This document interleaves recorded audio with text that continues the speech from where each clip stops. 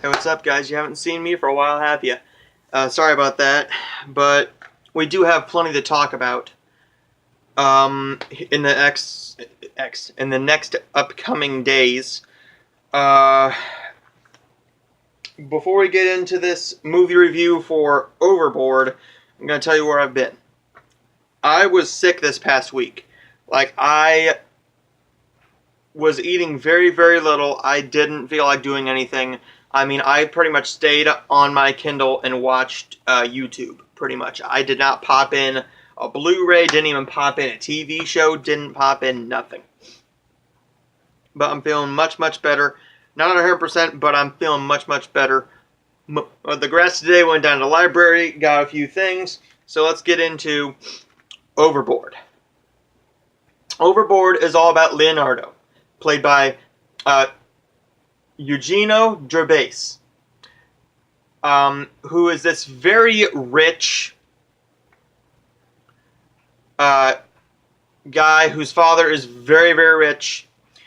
And Anna Faris is struggling to keep a job. She's about to lose the house. She is still trying to become a nurse. She has her test coming up for it.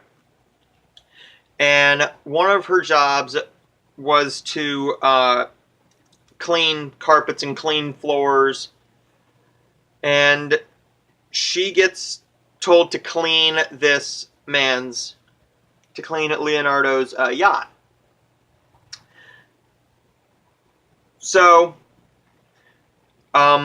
he ends up being a bit of a dick, and he falls overboard one day, and Kate says, "I know that man.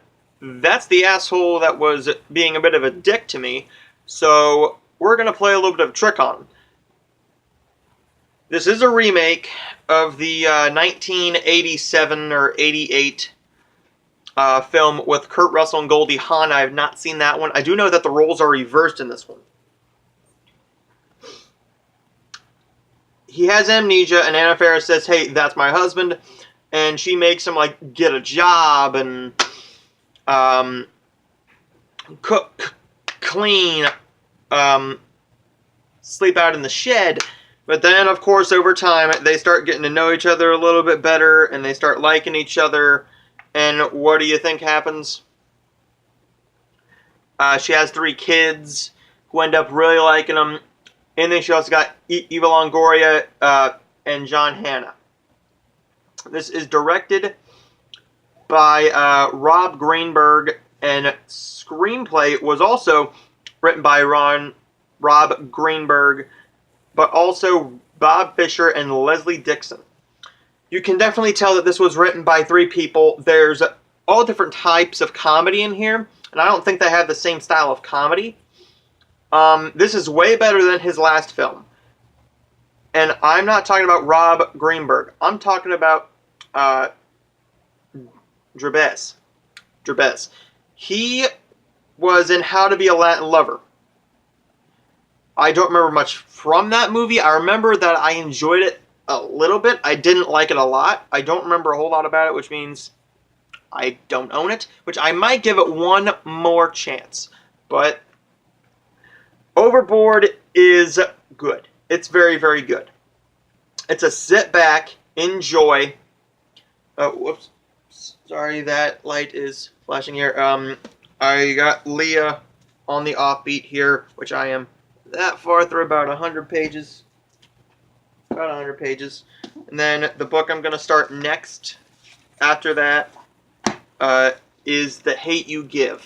So there is a movie coming out for The Hate You Give in October. Leah on the Offbeat is the sequel to Simon vs. the Homo Sapiens Agenda, or Love, Simon as it's known.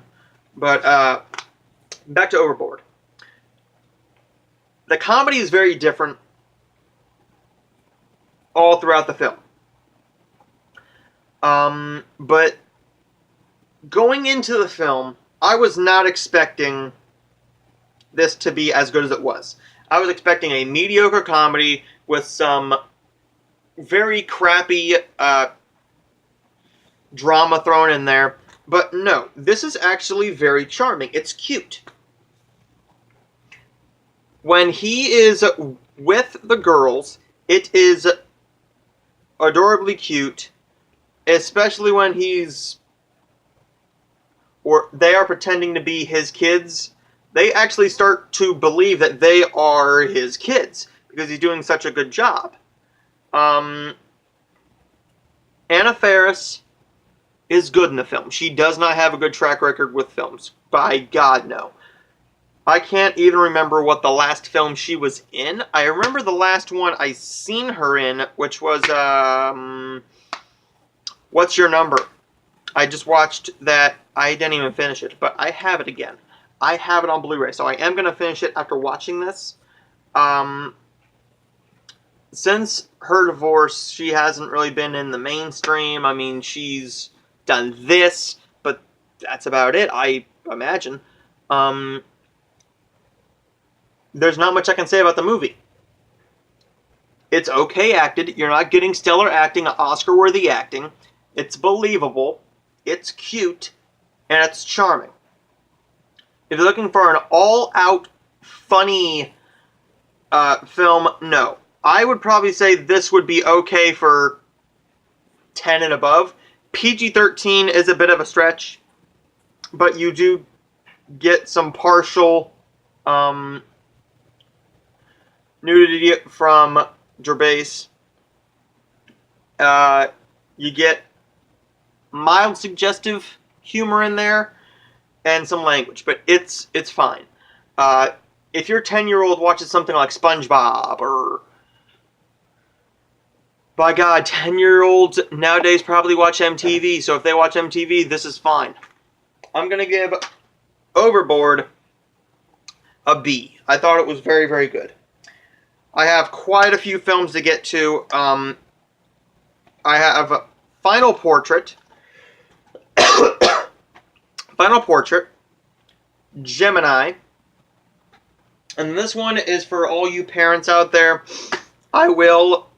Voice crack. I will be reviewing all of these if they do not skip, because this is a library copy. If they do not skip, I will be reviewing them all, but I'm guessing they will because of the way that is. And this is the only library that had it, so that I got from the Way Public Library in Harrisburg. But it's the Alpha and Omega 8-film collection. Only one of them is an actual movie. The others are like 45 minutes. Let's go through the run times. Alpha and Omega is a full-length film that is 88 minutes, and the rest of them are unrated. Alpha and Omega is PG for something. I'm not going to be able to tell you what it's PG for because that's too damn small. Alpha and Omega 2 is 45 minutes, 3 is 45 minutes, 4 is 45 minutes, 5 is 43 minutes, 6 is 47 minutes, 7 is 47 minutes, and 8 is 44 minutes. So I looked through all of them. All of them are about between 38 minutes and 42 minutes. I haven't even seen the original Alpha and Omega. I'm hoping these do not skip. These will be very, very short watches, or I might just watch the first one and tell you what I think. I am not sure. Just hope that these do not skip. I will see you guys in the next video, which will probably be a review for Final Portrait. This is the film I'm looking forward to watching next. You'll be getting a lot of reviews here soon. You'll get a review for Crazy... No, sorry. For something. The Jerk, American History X, Predator,